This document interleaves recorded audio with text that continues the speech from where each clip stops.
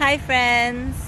So if we haven't met, my name is Sivi, and for the past decade I've been on a mission to figure out how to go from being constantly overwhelmed to living a life that I love. And now I'd like to share that with you so that you can live a life that you love. So the first thing is to think about, alright, I'm Hashem's daughter. Hashem is the king of the world, right? He's got everything. If I'm his daughter, I'm a princess. I'm a Bat Melech. He created me. His spark is within me. Therefore, I know that he wants me to be happy all the time. Now, being happy all the time doesn't mean things are always easy. I mean, we can organize a drawer. We can organize your schedule. We can, declutter things. It doesn't make you happy, right? Happiness is an internal state of being. One moment here. I'm going to cross the street safely. Okay, street safely crossed. Right? Since I've been on this journey, again, it's been over a decade, right? So, I mean, Baruch Hashem, we've had simchas, we've had tragedies, we've had extended hospitalizations with different family members. We've had all kinds of things happen. Very often things that are not pleasant and not within, our control.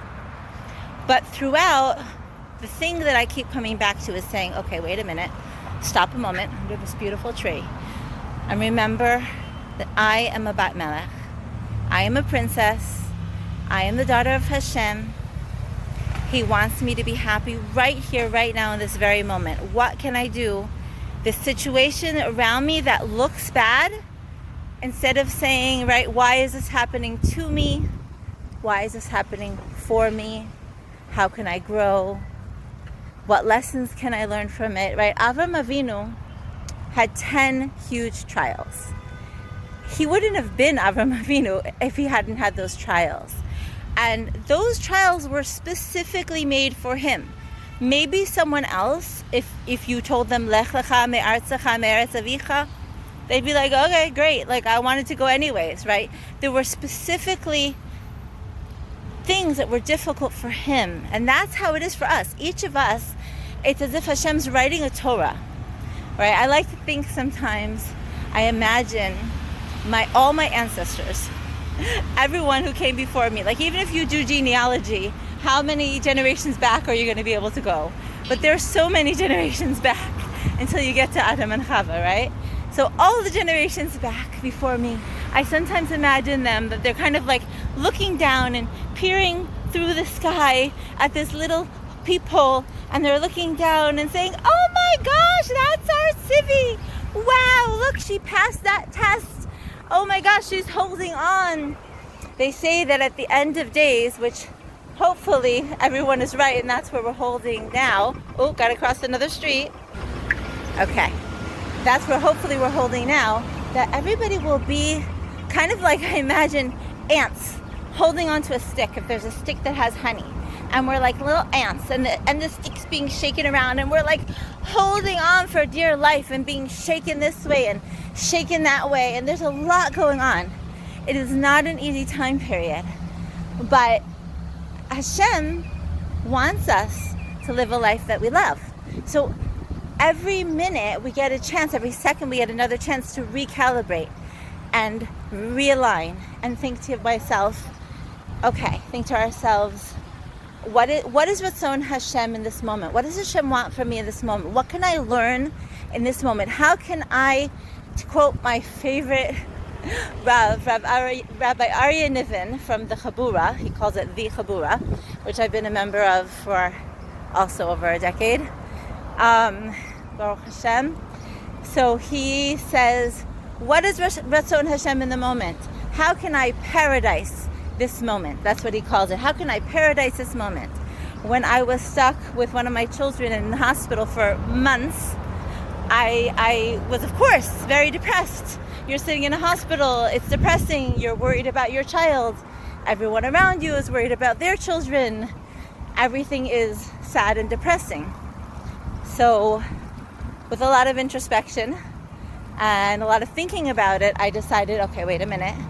I'm on vacation, right? I don't, other than making the bed and, basic straightening, I don't have to really clean. I don't have to really cook. I did end up doing some basic cooking, figuring out some strategies, how to do some basic cooking, making sure I got out every time, making sure that I personally had healthy food and I wasn't just eating garbage, hospital food that was provided so that I wouldn't feel sick. That was also part of my paradising there. Another street. Okay. Kind of lost my train of thought. That ended up being a long one. Okay. But as I was saying, right. So living my princess life, your princess life, right? It's about connecting to the moment. Like even now, I'm actually on an errand.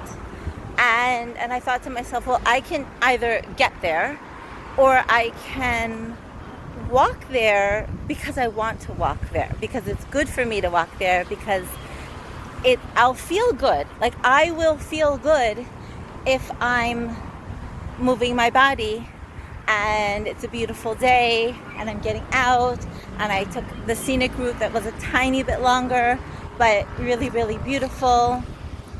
And when I get there, I can, instead of just feeling like I need to get there. It might take the same amount of time or a minute or two longer, but I can get to my destination in a different headspace. I heard a Rav once say, he said, you can literally move to a new community without moving. If you move your headspace, your mental space, where you're holding. And that's what my princess life is about. I've been working on building my princess life, saying, okay, this is my best life. This is my, incarnation in this body, in this time period. I am going to make the most of it. And each and every one of us, we are all princesses. We are each of us a Bat Melech. I hear so many times people just going throughout their day. They're just running from the next thing and the next thing. And, oi, Pesach's coming in. Oi, Shabbos is coming. Oh, I'm so tired. And, my children. These are the children we prayed for. We daven so much.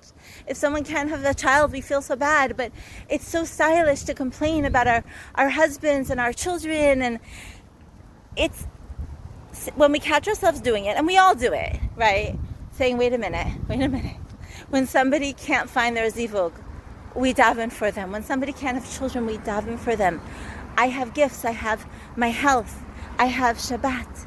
When I was in the hospital all those months, definitely seeing people who didn't have Shabbat and just realizing what a gift we have, and even coming home and, doing all the preparations for Shabbat that were denied to me for all the time, I have a new appreciation for it. So even like our physical body, right? My physical body is my kli. It is my tool to be able to do even one mitzvah. You cannot do one mitzvah. You cannot have a best friend if they don't have a body. You cannot do a mitzvah if you don't have a body, right? Like this physical body that I am exercising here on my walk, I'm moving it in a way that should respect it and feel good. I'm not race walking. I'm just, taking a nice stroll, but I could have gotten here by vehicle or public transportation, and I was like, no, I'm not going very far. I'm going to give my body a walk. I want to do it in an intentional way, in a loving, self-respecting way, that I am a daughter of Hashem. I am here on a mission. It's not random. I'm here at this time, in this place, as a Yehudiyah, and it's all on, it's all by design and on purpose. So sure, like if we clear out a drawer, that's amazing. It is good. And it completely will elevate your life experience. All of the different things. It's all a package deal. But the mindset comes first. I feel like the mindset is underneath everything, because there are so many people I know that have completely immaculate homes and they're a stressed out mess. And I think that's why I was always actually afraid of having an organized home. I think I was afraid of having an organized life because everyone who I knew had a schedule or lists or organization were stressed out messes, and they were like mean to other people. And I didn't like that at all. I mean, I had serious list trauma. It took me years and years to be able to even begin writing lists. So how to do that the opposite way, like how to do that from love.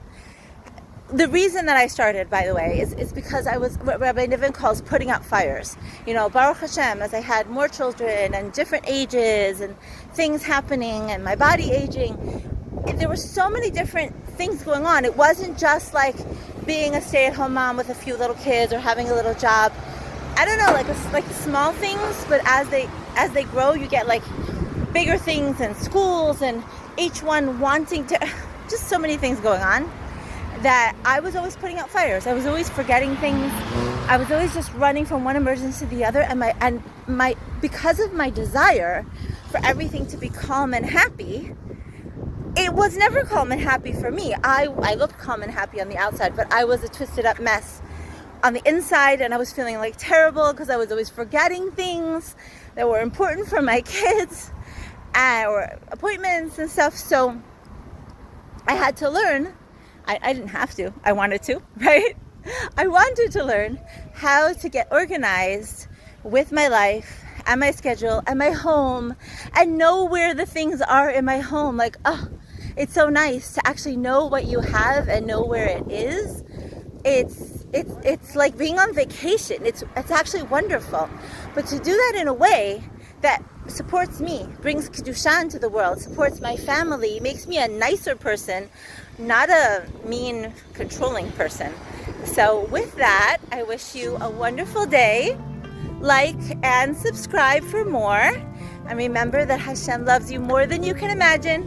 And He wants you to have an amazing day today and every day. Bye for now.